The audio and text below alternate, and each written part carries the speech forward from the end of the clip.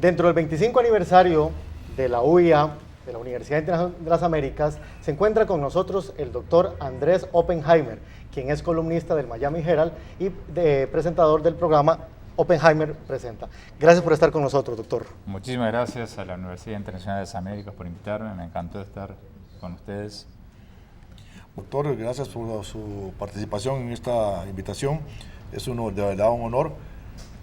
Hace unos 3 años más o menos tuvimos la oportunidad en América Latina de comenzar a oír una expresión que desde muy niño la escuchamos, que era algo así de los cuentos chinos.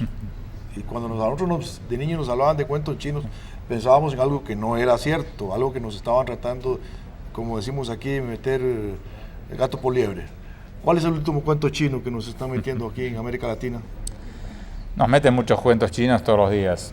El principal, quizás, es que vamos a poder crecer y reducir la pobreza basado en nuestros recursos naturales. Ese es el cuento chino más grande del mundo, porque estamos viviendo en la era de la economía del conocimiento, de la que hago en mi nuevo libro, en Basta de Historias, y los productos del conocimiento valen muchísimo más que las materias primas. Un ejemplo que di en mi charla en la UIA, no tenemos una taza de café acá, pero si la tuviera, haría la misma demostración que hice.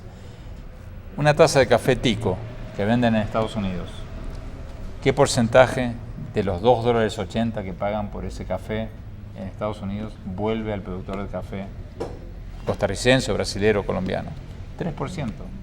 El 97% de lo que se paga por esa taza de café va a los que hicieron la ingeniería genética del café, el procesamiento, la mercadotecnia, etcétera, etcétera. Todos productos de la economía del conocimiento.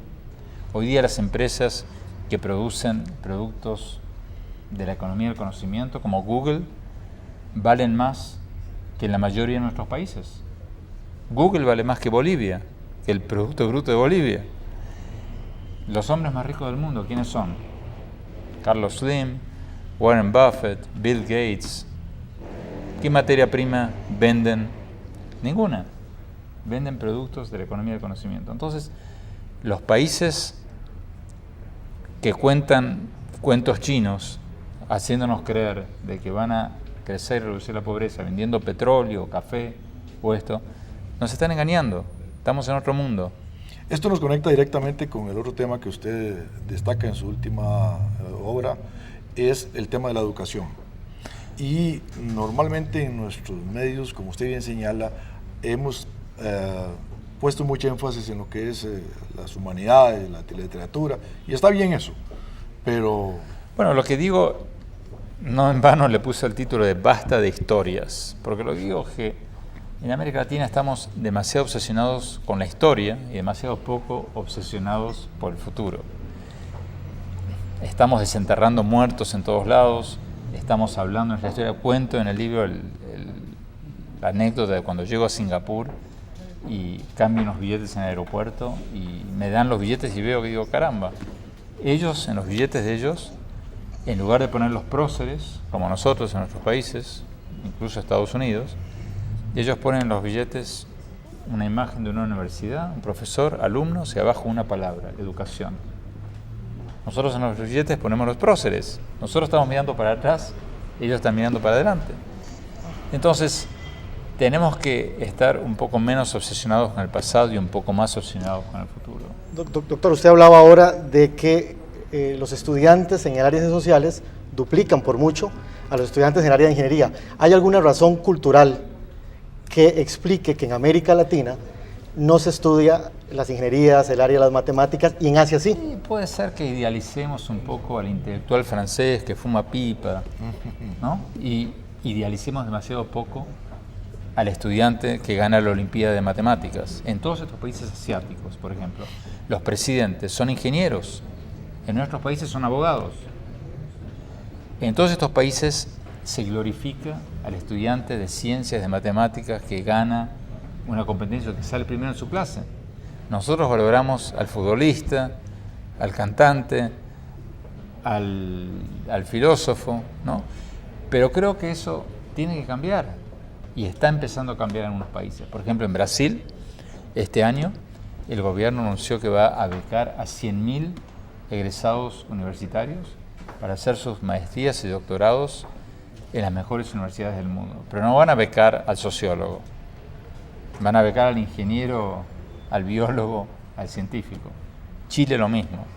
Chile está becando 6.500 graduados universitarios para hacer doctorados en las mejores universidades del mundo. Pero están empezando a valorar al ingeniero, al científico, al técnico, a los que crean patentes, a los que inventan cosas, porque eso es lo que va a determinar cuáles países son los que crecen más y los que más reducen la pobreza. Curiosamente en Chile está sucediendo algo que llama la atención con relación a los estudiantes clamando por una educación gratuita en un momento en el cual el país no pareciera estar preparado para eso. Sí, yo acabo de estar en Chile, entrevisté al presidente Piñera y entrevisté a Camila Vallejo, la líder del Partido Comunista, la joven bellísima, muy inteligente, muy articulada, que ha, con su carisma, ha ganado muchos seguidores. Hay un tema en que los estudiantes tienen razón. En Chile han creado muchísimas universidades privadas, muchas de ellas muy buenas y muchas de ellas no muy buenas, y no han creado, como tienen en Costa Rica, por ejemplo, un comité de acreditación para diferenciar unas de otras, y ha habido abusos. Entonces, los estudiantes, por ejemplo, tienen razón en pedir una mayor regulación de las universidades, pero no tienen razón, por ejemplo, en exigir que todas las universidades sean gratuitas para todos. Una universidad no tiene que ser gratuita para los ricos. Ni en China comunista son gratuitas para los que pueden pagar. Al contrario, en China comunista las universidades estatales cobran y mucho. Hoy día, cuando los gobiernos tienen bases de datos para saber dónde vivimos, si tenemos una piscina olímpica en nuestra casa, no es muy difícil para una universidad saber si un estudiante puede pagar o no. Y en lo que los estudiantes chilenos se equivocan, y donde el país cada vez más se está dando cuenta, es que obviamente al que no puede pagar hay que becarlo. No hay que exigirle que pague. Pero al rico, al que puede pagar, por supuesto que hay que cobrarle y hay que usar ese dinero para becar al que no puede. La situación en este momento en América Latina, con base en la situación de crisis que hay en el mundo, no parece ser muy alentadora. Las dictaduras que tenemos, el crecimiento, el desarrollo humano. Si esto se mantiene ceteris paribus, doctor, ¿cómo vemos la situación en el 2020? Yo no soy tan pesimista, porque aquellos los capitanes del micrófono, Chávez, Daniel Ortega, hacen mucho ruido, y nosotros los periodistas nos encanta escribir sobre ellos porque son los pintorescos, son los que llaman la atención, son los que hacen nota. Pero si tú los consideras fríamente, con la cabeza fría de un banquero en Shanghái o en Londres o en Nueva York, todos juntos nos llegan al 10-15% del Producto Bruto de América Latina. Los grandes países y los medianos están cada vez más convirtiéndose en países serios. Brasil era un país en que ganó la izquierda radical. Yo le entrevisté a Lula poco antes de que asumiera el poder. Era una izquierdista radical. Asumió y hizo un gobierno económicamente bueno. Uruguay ganó la izquierda radical. Tabaré Vázquez hizo un gobierno responsable, bueno. Lo mismo en Chile hace años con la izquierda chilena, la izquierda moderna, democrática, responsable, globalizada. Lo mismo en Perú. O sea, yo creo al contrario, yo soy optimista en el sentido de que por primera vez en muchos años estamos viendo en muchos países, El Salvador aquí al lado,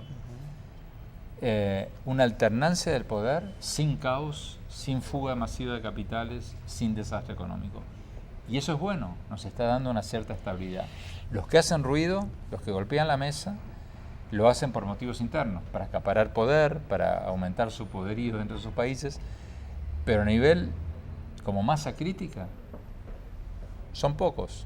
Curiosamente eso ocurre en un momento en el cual, y esto quisiera destacarlo, porque usted lo señala hoy en su columna en la Miami Herald, en que Estados Unidos parece haberse desatendido desde hace mucho tiempo por esta zona.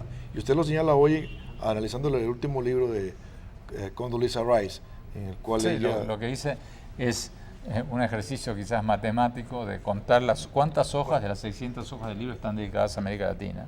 Y es menos del 2%. Lo mismo pasa con Bill Clinton. Lo mismo con Bill Clinton, lo mismo con el libro de Bush recientemente. Y me temo que lo mismo va a ser con el libro de Hillary Clinton y del presidente Obama cuando deje la presidencia. Yo lo entrevisté a Obama varias veces, la última hace pocos meses. Creo que es un hombre sumamente inteligente, Ciertamente. creo que es un hombre sumamente capaz, pero no es un hombre con una historia de relaciones con América Latina, es un hombre de Chicago. El país más cerca que tenía era Canadá, no era México ni Sudamérica. Entonces, hay una falta de atención. ¿Pero esto cree usted que es una cuestión circunstancial por el tipo de liderazgo o es parte de la política exterior de Estados Unidos? No, yo creo que es una cosa circunstancial y es una cosa que va a cambiar. Yo creo que tarde o temprano va a haber un presidente hispano de Estados Unidos. Yo creo que va a cambiar. Pero todavía estamos con presidentes.